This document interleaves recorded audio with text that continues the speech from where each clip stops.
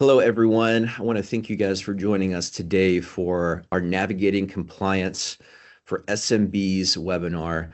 We're very excited about this discussion. Today, we will cover what compliance means, why does it matter, and how to take practical steps without feeling overwhelmed or overspending on your budget.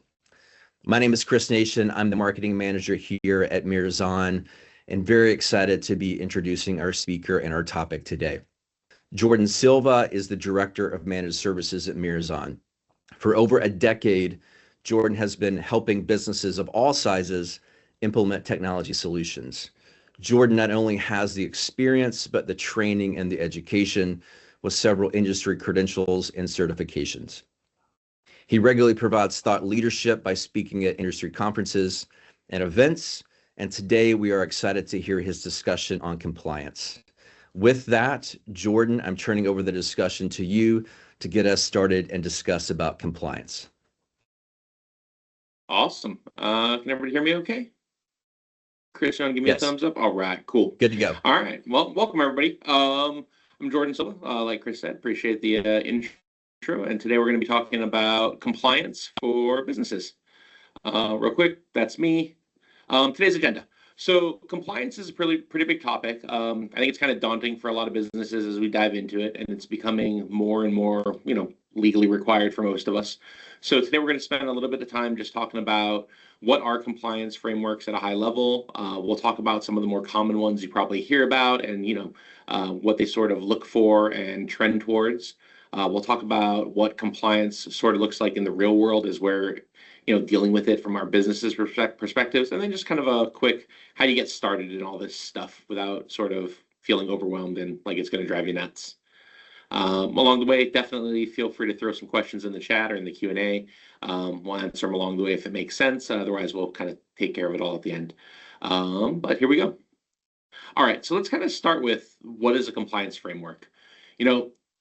As a whole, compliance and frameworks are here to help us. So when we think about what good looks like in an environment and how to protect the information we have, it can be really challenging, especially if your role in an organization isn't technology, right? Like if you're an HR person or a finance person or an IT person, you're probably good at the segment of the business that you're an expert in, but anything outside of that gets real muddly real quick. So compliance frameworks are present to provide a structured approach that gives us sort of everything we need as an organization to meet what a good, well-known standard looks like, right? That includes things like policies, procedures, and what we call controls. So the things that you implement to do whatever it is you're trying to do. And overall, we're trying to meet whatever legal, ethical, and obviously industry-specific boundaries that we need to meet as an organization. And that'll differ depending on the industry you're in. Now, it includes a lot of people, and I think this is where things right from the start get a little weird. We often think of compliance as an IT challenge because we engage with technology so much that it feels like every time we talk about compliance, we're talking about technology. But it really is a whole business issue that we're dealing with. So from the start, we really want to think about compliance as addressing business problems with business solutions. You have to engage sort of everyone for most compliance frameworks, and that includes people from HR to make sure we're handling the human elements of our business correctly. We want to deal with finance, so we're making sure we're handling financial data and processing of that information correctly. We need to deal with IT people like us to make sure we're handling technical controls or the implementation of technology and those related security measures correctly. And anybody else in the business that we consider a stakeholder. So if you're running an operations department for a manufacturing company, you're surely to be involved in compliance in one way or another. If you're in an HR department, a finance department, or any other key element of a business, you're probably going to be engaged. And from the business's standpoint, we really have to make sure this is starting from the top down. We need leadership engaged at all times to make sure that we treat this with the priority that it deserves, because often we're legally obligated to do so, but ultimately the business should care about the privacy of its customers' data and the protection of its customer data. And that's really what most compliance frameworks target to protect. So who's involved? Everybody is sort of the short answer. And what's included is sort of everything. So we'll start there. The next question that often comes up is like, who gets to decide what the rules are? And this one is tricky because as always, the answer is it depends. But most frameworks that we deal with, or especially as businesses are obligated to deal with, are mandated by a state or federal agency. So they're either specific laws that are in place. We talk about like the HIPAAs of the world, where they're saying, hey, if you are a medical facility or you're in the medical industry or a business associate of one of these, you have to follow this set of laws that include data privacy regulation and handling guidelines for that type of data. There's also non-mandatory frameworks that exist that just help people along, and they're validated by organizations like NIST and CISA. So while they are government supported and structured and maintained, they're not necessarily mandatory for everybody to use. Some industries, they are mandated. And then we also have frameworks that are measured and maintained by private entities. So PCI is a really good example of this, where the payment card industry as a whole developed PCI DSS as its own framework to regulate who could transact with credit cards. That way they could ensure, the customer data was protected appropriately, that cardholder data was protected correctly. They were trying to prevent fraud and things like that. And rather than waiting for, a law to come about that told them how to do it, they just decided to self-regulate. And then we have private industries like CIS and ISACA, who come up with frameworks for businesses who don't have to necessarily meet a legal guideline, but still want this sort of roadmap and bar of what good looks like to be available to them. So there's a mix and match of who develops these, who maintains them, who updates them, and then which ones you're obligated to follow versus maybe you just want to follow because it's a best practice. So as a business, you sort of have to figure out which one fits you best and then kind of go from there. But we'll talk about that a little bit. Ultimately, all of the frameworks have usually a pretty universal goal, and that's protecting information of some sort.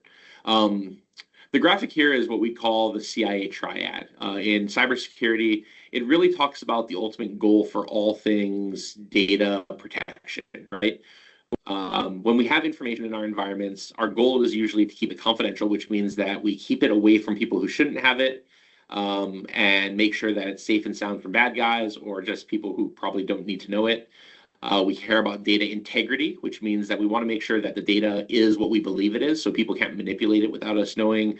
Somebody can't come in and change records without you knowing, or manipulate a financial account or do something like that. And then we care about availability, right? Because it doesn't matter if something is 100% secure. If you can't get to the data, it's not very useful. So compliance frameworks and security in general are trying to balance these three fundamental things. How they go about it differs. What kind of data they focus on differs. But ultimately, when we look at each one of these frameworks as we go through this, they're all kind of aiming for these three functions. And it really is a balance, because typically the more secure you make something by its nature, the less available it becomes to people. So when we started going down the road of remote work and things like that, we wanted data to become more available, which means we needed to more heavily focus on, okay, well, how do we ramp up the integrity measurements and controls and the confidentiality controls? So we're always sort of in this balance. I like to always include that following a compliance framework and meeting a compliance guideline doesn't necessarily make you secure. It can help for sure. There's a lot of parts of a compliance framework that will protect you and will increase your security overall. But it's sort of the low bar to meet. It's not the high bar. It's not the, hey, if you do this, you're going to be protected from every bad guy ever. It's this is sort of the minimum requirement to not be negligent, to meet a general standard of good. There's always better that's available for sure, but it's certainly on the right track. Right. So let's talk about some of these common frameworks. I think as we go about this, there's a lot of compliance frameworks in the world. We'll hear about them pretty regularly. Some of them get cited correctly, and some are often incorrectly cited. I think HIPAA is at the top of that list for me, where people understand vaguely it's a law that exists, but who it applies to and where it applies, I think, is pretty confusing. So the first thing I'd say is, for every one of these compliance frameworks, there's probably a target industry or a specific scenario where they apply. They're not universal. So if we look at HIPAA, for example, which is probably one of the most well-known, it exists predominantly to make sure patient health information, or PHI, is protected in the healthcare industry. So like, I, as an individual, if I know something about a friend of mine, if they're sick or if there's something like that, and I tell somebody else, I'm not violating HIPAA. I might not be being a good friend, but I'm not in violation of a compliance guideline because I'm not a doctor and I'm not a doctor's office. So HIPAA is really here to manage how businesses who maintain those records as part of their normal day-to-day business do so. And it's really around making sure that if you go to a doctor's office or you get treated for something, that your information is kept private, so confidential if we talk about the CIA triad. It ensures that while that data needs to be available so other doctors can access it, it's not done in a way that you don't have control over it, right? You don't want doctors randomly selling your information to somebody who sells medication. You don't want your doctors selling it to other doctors who might be able to reach out to you and upsell you on some service. You want your information secured and available to the people who you say it's okay to be available to so you can get treated. And you want to make sure that that data is kept in a way that you don't show up at another doctor's office 3 months from now and somebody scribbled down the wrong information and now you're being treated for an ailment you don't have. So when we talk about that CIA triad, we're talking about confidentiality. So who gets access to your patient health information? We're talking about the integrity of that data. We're saying, hey, who has the ability to manipulate that data? And if they do make changes, can we audit that to see who made the change? And then we're talking about availability, right? You want that data available to the people you say it's okay, but not necessarily available to everybody because it's sensitive information a lot of the time. So that's kind of the goal of HIPAA. If we move to another very common framework, we talk about PCI DSS. This is one of the probably most common because it impacts everybody who accepts a credit card as part of their business. It's targeted heavily at finance, at retail, at e-commerce, because that's where you see transactions with credit cards. And again, the theme here is it's trying to protect cardholder data. So while HIPAA was focused on health information, this is very, very focused on how you handle payment card information. So, the account number on your credit card, that CCV code on the back, any of the information about a card that allows you to transact, the information on that mag strip or those little chips, all that stuff kind of comes into play. And it varies depending on the size of business and how they leverage data. So not every business has to follow the same set of rules from a PCI perspective. If you're a small business leveraging something like Stripe or Square or something like that, they're obviously going to be regulated at a much more stringent level than maybe the person who's just accepting a card and tapping it on a little device at their cash register. But PCI is squarely focused at making sure that when you're transacting with your card, that information is kept in a secure manner. Someone's not just jotting it down on a scratch pad and putting it next to the register so the next person can use it. They're not taking pictures of your credit card and storing them on their phones. They're not holding on to your data after a period of time that you said was acceptable. That way they can just randomly charge you in the future. So PCI really helps dictate that type of stuff. It ensures that when you go to a place and you hand them a bank card, and you give them permission and authorize a charge, that data is dealt with in an acceptable manner, so you're not at risk after that transaction. And then one of the more up and coming ones that we're hearing a lot about because it's impacting a lot more people than I thought would be impacted or that knew they'd be impacted, but it's CMMC. So CMMC is a derivative of NIST, which we kind of talked about a little bit earlier, vaguely. But what CMMC targets is what we call like the defense industrial base, or it's really anybody who deals with the supply chain of our Department of Defense industries. And it's there to protect what we call federal contract information or controlled unclassified information. So CMMC doesn't exist to protect like the plans of how to build a fighter jet or a weapon. It exists to protect information that if a bad guy were to collect enough pieces of it, would help them understand how our military operates or how our defense departments operates. And like a really good example of that data that I was taught was, if you're a food supplier for a military base and a bad guy were to look at your sales records and they said, hey, every month you deliver, 1 ton of chicken to this base. That in itself probably isn't a big deal to know. 1 ton of chicken is a lot. There's probably a lot of people there to feed. But if all of a sudden they saw an order come in for 4 tons of chicken, it probably means there's going to be an influx in people there because now they have 4 times as much chicken to use. And that type of information, while on its own, probably not super useful to a bad guy, knowing that there's going to be an influx of people might be meaningfully useful.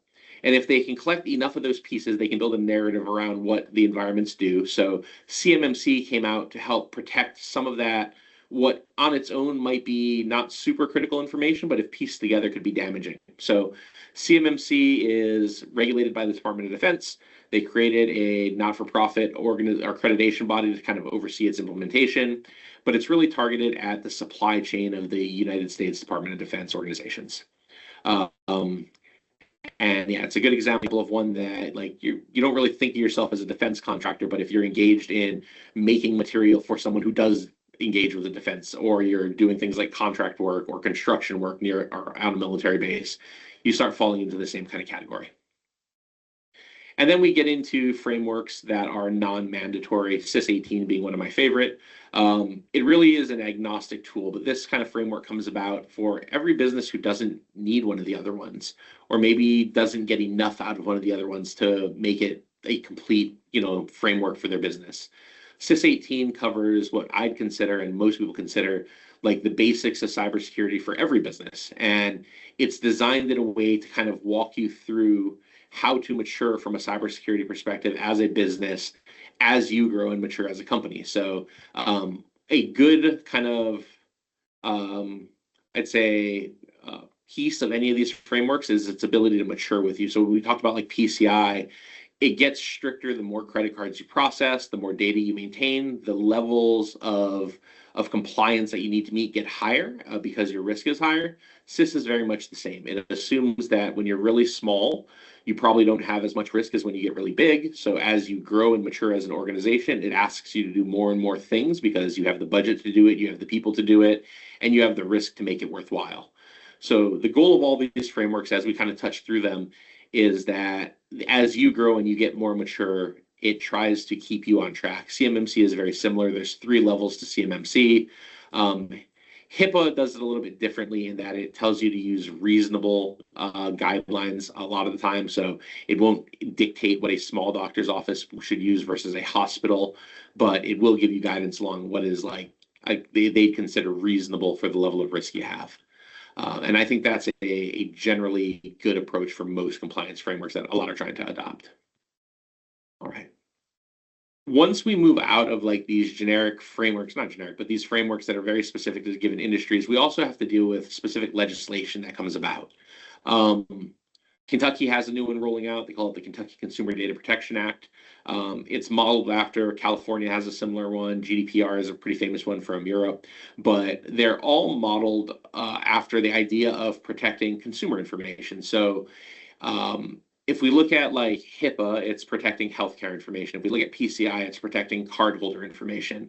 CMMC is targeting what they call FCI and CUI.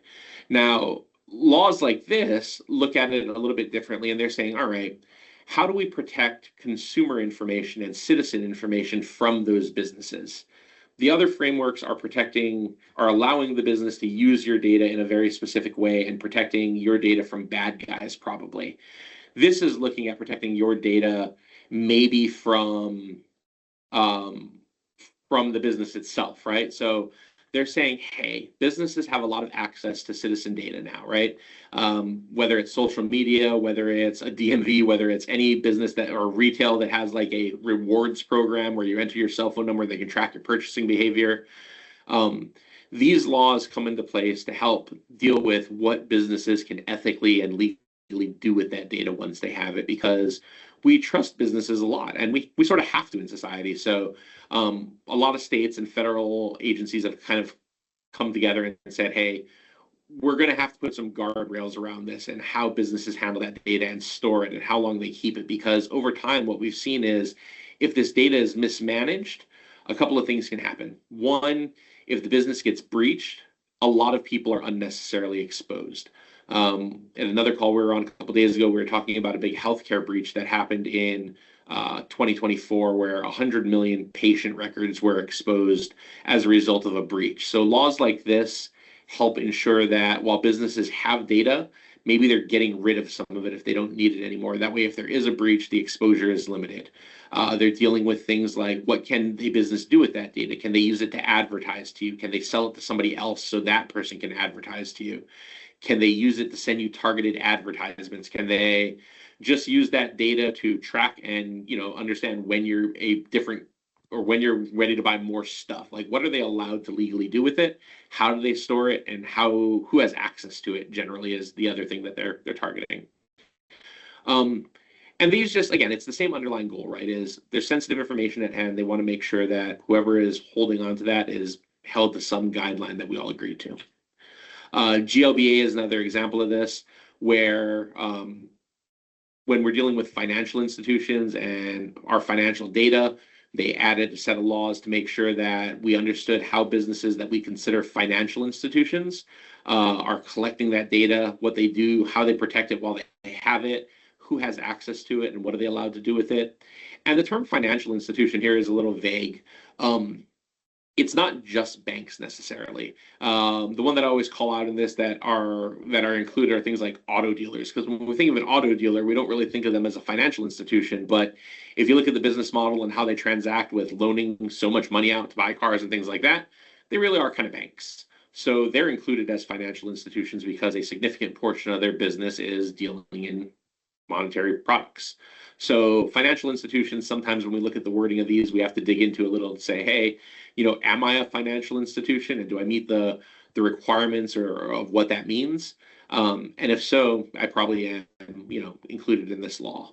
So as you go through and try to evaluate, what laws apply to your business, you have to look at things like how big you are, because some of them have size guidelines, like the KCDPA only applies to businesses that maintain, I think, over 100,000 records, for example. So you have to kind of figure out, does this apply to me to begin with? And if so, how? Or does it say it applies to financial institutions? Well, what exactly is a financial institution? And then you can figure out if the laws apply to you. Now, putting this all into practice can be tough, right? Because there's a lot of things that come into play, right? Like we talked about, you got to figure out which industry you're in, which kind of laws apply to that industry. You got to figure out what your goals as a business are, and if those compliance frameworks meet all of your goals, because if they don't, maybe you're dealing with more than one compliance framework. No matter which you choose, the way we kind of go about this is implementing what we call controls. There's three basic kinds of controls that we leverage. The first are administrative controls. Administrative controls are non-technical by nature. So they are policies, they're procedures, they're things that we write down and they dictate our behaviors. It might be simple things like HR running a background check for new hires. That helps us ensure that the people we're bringing into our organization that probably have access to that sensitive data don't have a history of violating that type of data. It might be something like having a documented incident response plan. And because we know that by writing down a plan, we're more likely to be successful in executing it should the time come. It might be having a written policy for who has access to certain types of data, right? So when we talk about administrative controls, we're talking about writing down how our company addresses the requirement of a framework. So as an example, in HIPAA, it might state, only specific personnel have access to this medical data. That probably doesn't include maybe the cleaning staff in an office. So you have to have a policy that says, hey, these roles in the company have access to this kind of data. If you're not in one of those roles, you should not have access to that data. And while the policy in itself can't enforce it, if you don't write it down, you can't really expect people to know that that's true.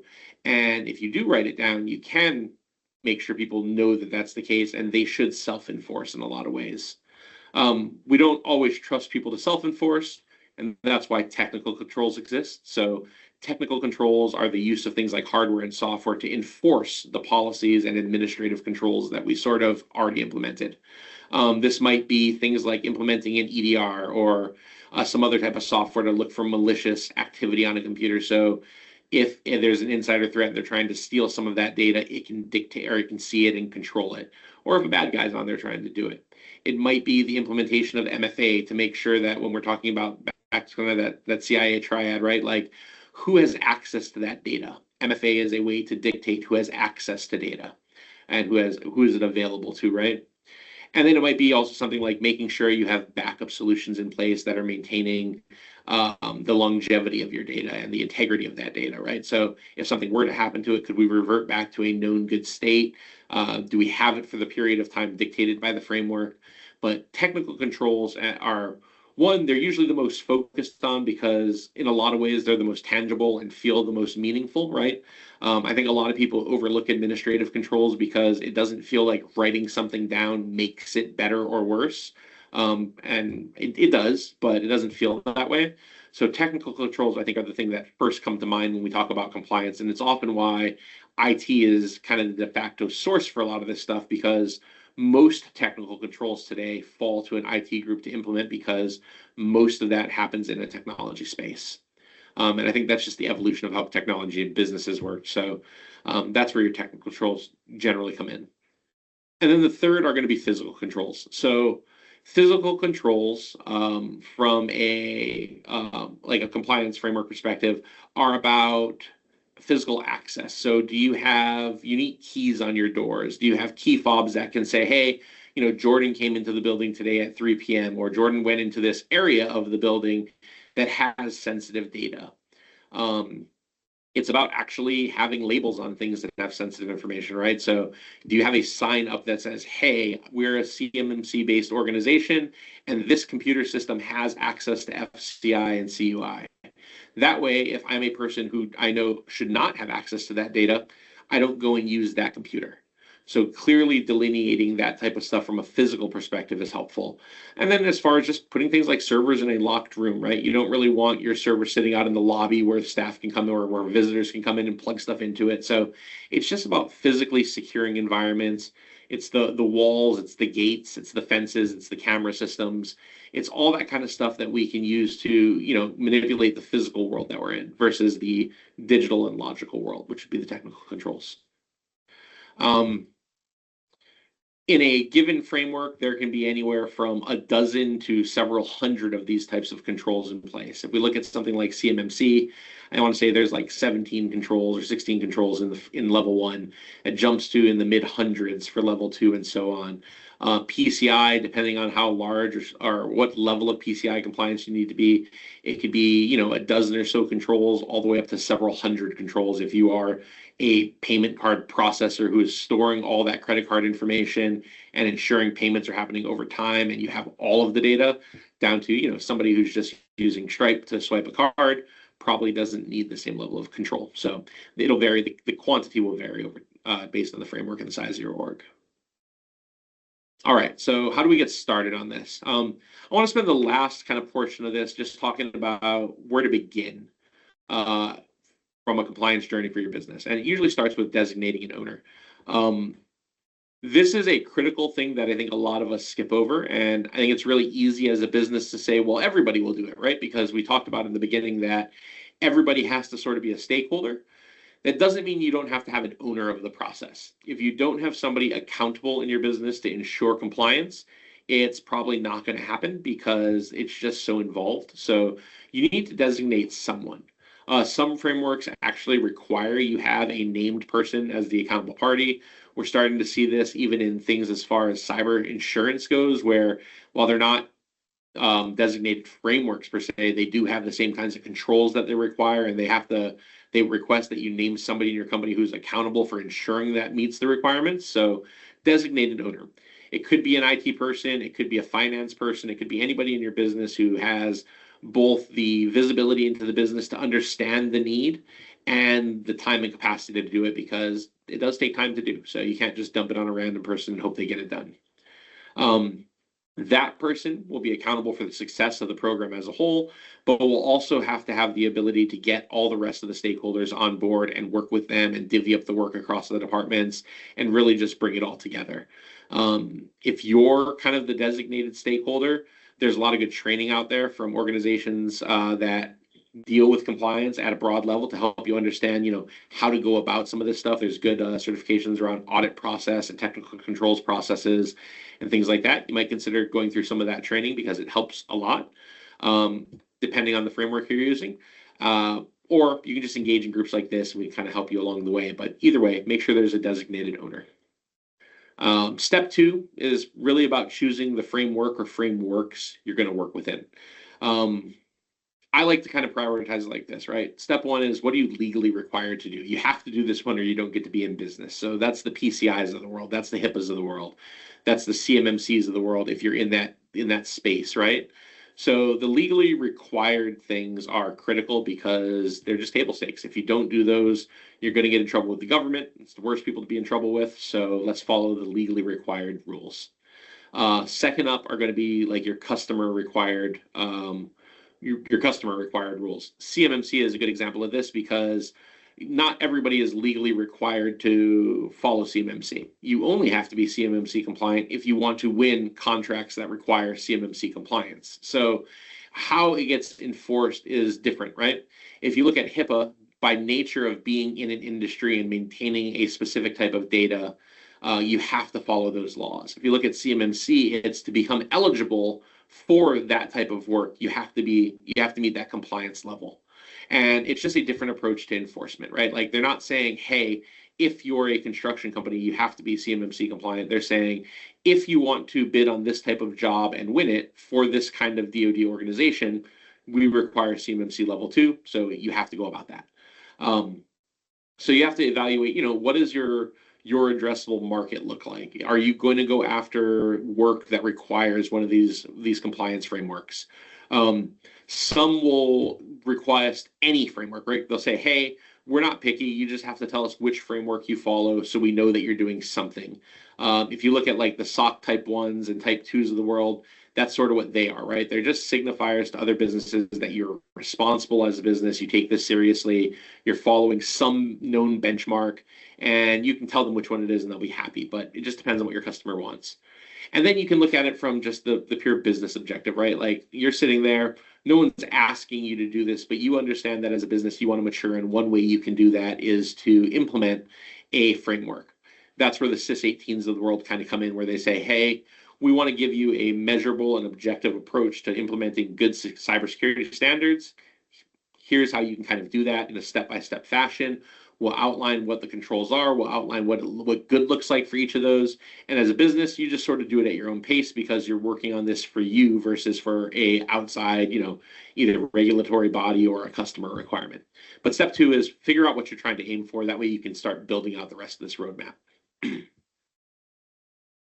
Step 3 is typically conducting what we call a gap assessment. So you have to sort of know where you are. It's really easy to download one of these Excel sheets for one of these frameworks and just start arbitrarily picking stuff and saying, well, I'm going to do this. And it works, sort of.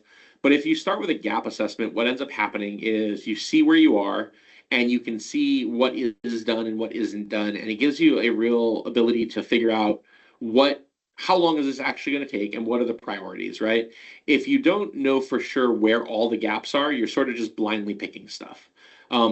If none of it exists, that works for a while. But usually we recommend sit down, do a full assessment. It feels weird, especially when you're just getting started, because the answer to so many of the questions is no. It's almost kind of sad when you're doing it, but it's still a good place to be. It helps you understand your baseline. It helps you identify where the risks really are. It moves everything from kind of assumption to known state.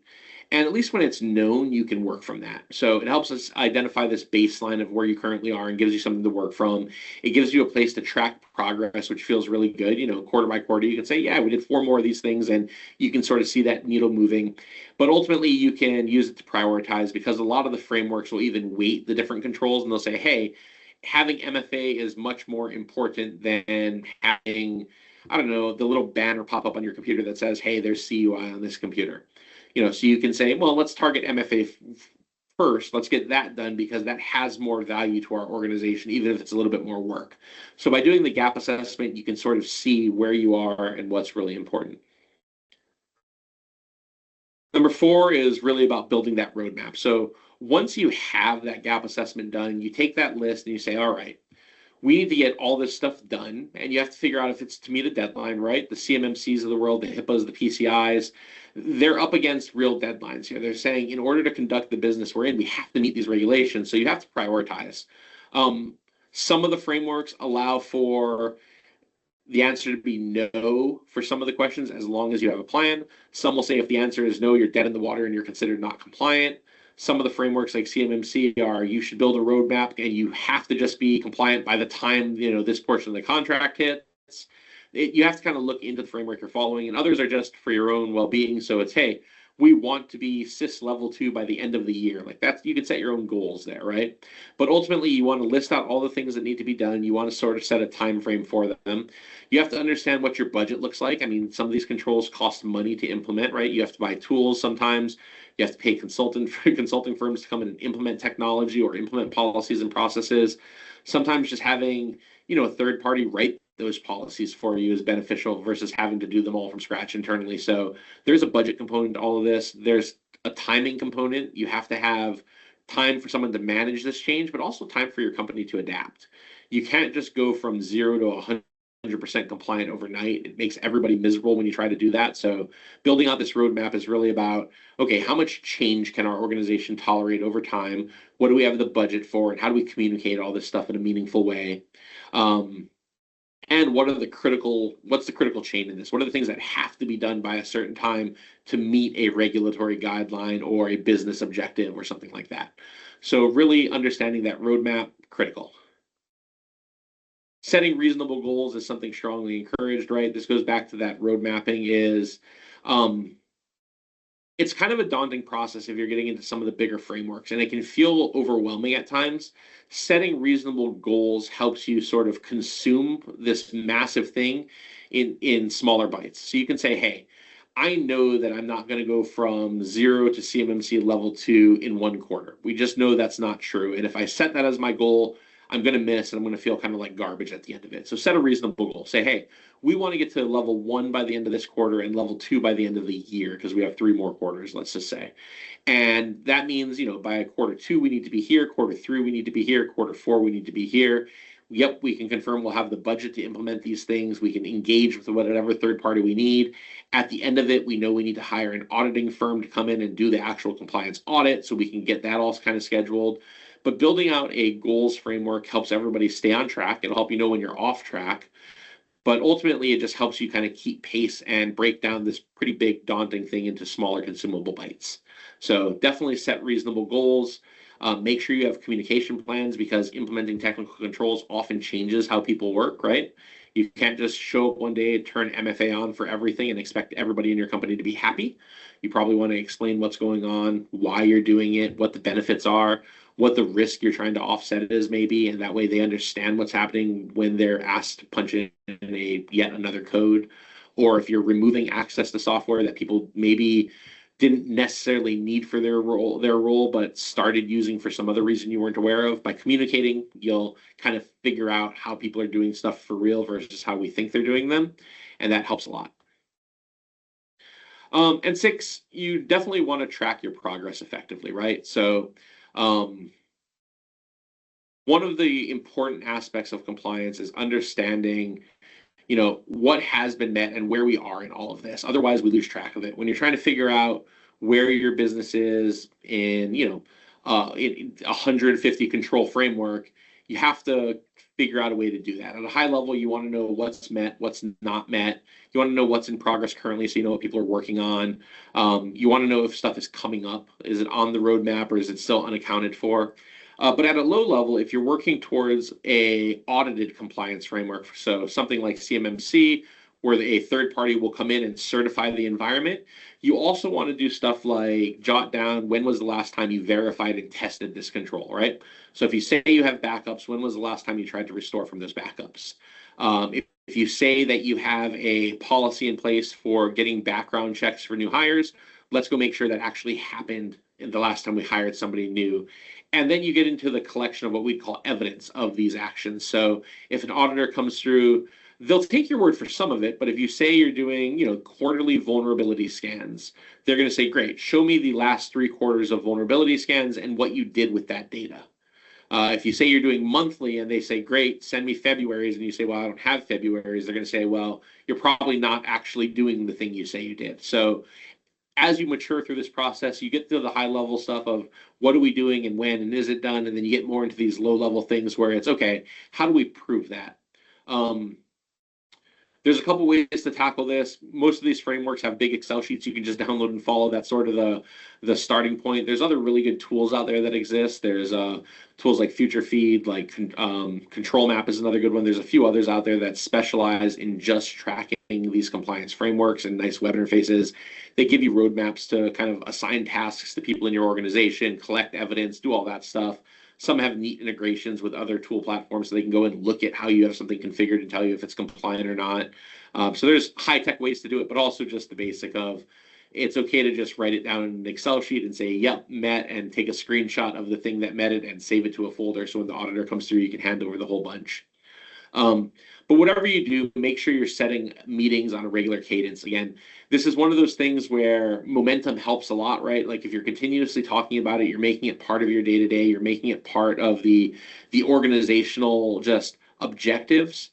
It'll get done a lot faster than if you just say, hey, everybody, go do these controls, and then come back a year later and say, hey, everybody, did we all get that done?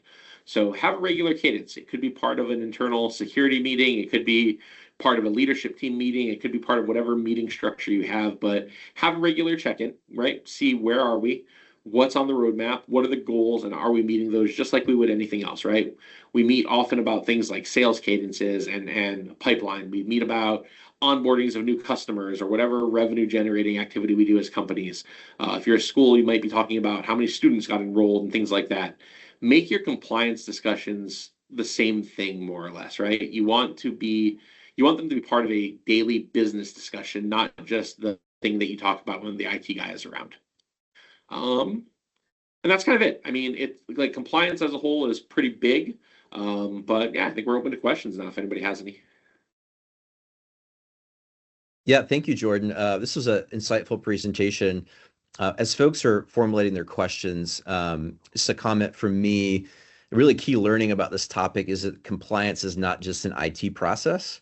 It's really an overall business process, and understanding the frameworks and especially how legislation might impact the type of business or industry you're in are very important. And so really to kick us off with questions as folks are thinking about those, Jordan, have you encountered like a very common question that you get more often than not when folks are asking you about compliance?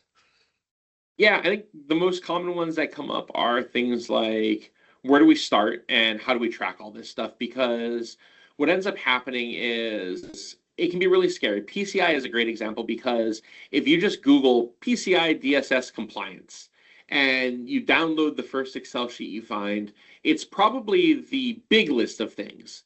And if you don't know enough about it, sort of narrow it down to what you actually need to do as a business, what you end up with is this sheet of like 150 questions. And they're all phrased in a way that lawyers speak, but not probably regular people, because they're written by auditors to meet a broad guideline of broad business. So they're not really tactically written, they're written vaguely. So you end up with a big Excel sheet that's incredibly scary. What I'd say is, and what I've come to do is almost all of these also have like an accompanying audit guide. And with AI now readily available, it's super useful. But you can say, hey, what is the audit criteria for this?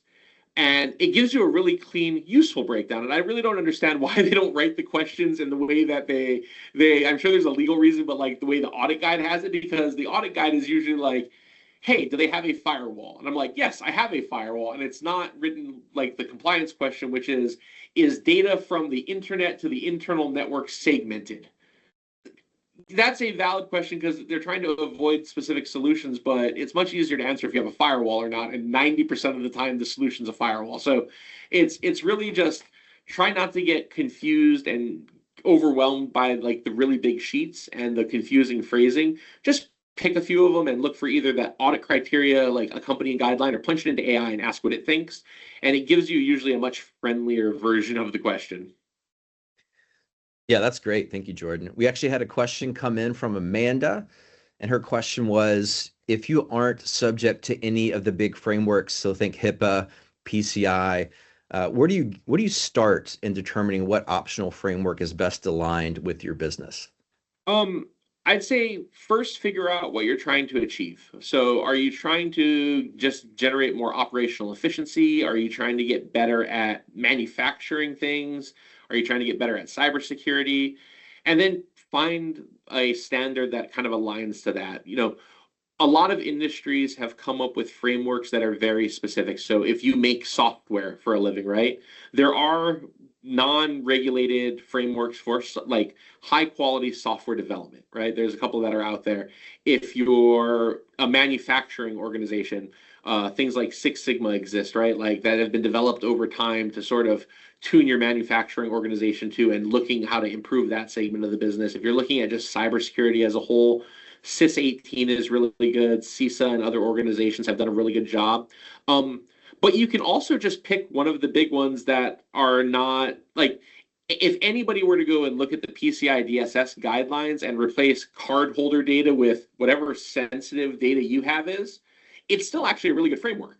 And that's sort of the thing with all of these. There's probably like 80% overlap between most of these frameworks. So they're not very unique. They're just written in ways that target specific data. So the answer would be pick a generic one and run with it for a while. But I really, really like things like SIS 18 because they're so friendly for people. And so I would just point you there. I'd say if the goal is cybersecurity, SIS 18 is probably the most reasonable approach that I've found. But if there's a other specific outcome you're looking for, like a business improvement outcome, talk to some peers in the industry and see what they do, or look for, an industry peer group and see what they recommend, because most of these are developed by the industry. SIS 18, as an example, was developed by SANS originally, who's a huge cybersecurity training and kind of organization. So they developed this framework for, the express purpose of just giving businesses something to follow because it was hard. So yeah, I would just pick one that sort of determine what your need is and just Google around a little and see what's there, or ask a friend, or ask us. Yeah, that's great. Amanda, we hope that answered your question. And that was a great question. Yeah. We also had a question come in from Don, which I can answer. Is we will be sending out a follow-up email today. We'll have links to this presentation, including the slides, a link to the actual webinar as well. And then you will also be getting that free resource guide. So everyone that attended today will be getting a lot of resources, and we'll be able to share what Jordan shared today to other colleagues if necessary. Jordan, before we close, looks like that's all the questions. And Amanda said thanks, so I think you answered that question. Any last closing thoughts, Jordan, from you before we close out? No, I'd say just start. I think one of the other really good lessons to learn here is that this stuff isn't all or nothing if you're doing it voluntarily, right? When you're doing HIPAA stuff and PCI stuff, yeah, you got to follow the law. But as businesses, if we kind of take a step back, if you get 80% through like the SIS 18 controls, you're so far ahead of most businesses that it's well worth it. You don't have to get all the way there all the time. I mean, these things help immediately as you implement a singular control. You're getting that incremental benefit. So any steps you can take towards these goals are progress and of benefit, right? So just because you can't get to like SIS IG3 and 100% completion in a year doesn't mean you shouldn't try to get to like implementation group 1, which is really basic, because if you can get there, you've received a bulk of the benefit, and most of them have diminishing return, right? So it's that early 20%, that early 50% that get you the most bang for your buck. That the latter half of that stuff, it continues to give you benefit, but at smaller increments. So starting is the hardest part, but the most important part. So just pick one and sort of walk down the road for a little while. Fit it into, if you have an hour a week to dedicate to it, that's more than most businesses are doing, and you're going to be great for it, Yeah, that's great. Thank you, Jordan. I want to say thank you to everyone that attended today's webinar. We really hope that you learned about business compliance. And Jordan, we appreciate the information you shared, and really how technology also plays a very critical role in that compliance piece. Before we close, just a little bit about Mirazon. Our goal is to utilize technology to elevate business. Our core services include managed IT services, cybersecurity, and IT consulting. With that, our engineers have decades of experience and love sharing that knowledge. So please stay tuned. We will have more webinars from our team upcoming in the future months. And if your team does need assistance implementing compliance requirements, or you have additional questions after this webinar, please reach out to our team. You can email us at info@mirazon.com or visit our website at mirazon.com. Our team will be happy to help you with those questions. Thank you again. And with that, this webinar is officially complete, and have a great afternoon, and thank you for attending.